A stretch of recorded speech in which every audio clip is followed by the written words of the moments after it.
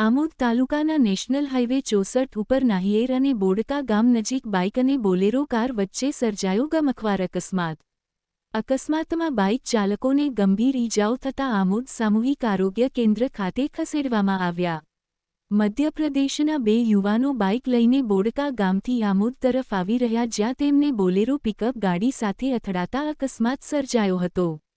108 મારફતે ઈજાગ્રસ્ત બંને યુવાનોને આમોદ સામૂહિક આરોગ્ય કેન્દ્ર ખાતે સારવાર અર્થે લાવવામાં આવ્યા હતા.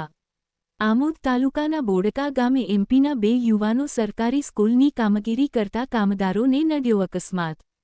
મળતી માહિતી મુજબ બોલેરો પિકઅપ ગાડીના ડ્રાઈવરે બસની ઓવરટેક મારવા જતા બાઇક સવારને અડફેટે લેતા સર્જાયો અકસ્માત. બંને યુવાનોને ગંભીર ઈજાઓ થતાં વધુ સારવાર અર્થે ભરૂચ હોસ્પિટલ ખાતે ખસેડવામાં આવ્યા હતા.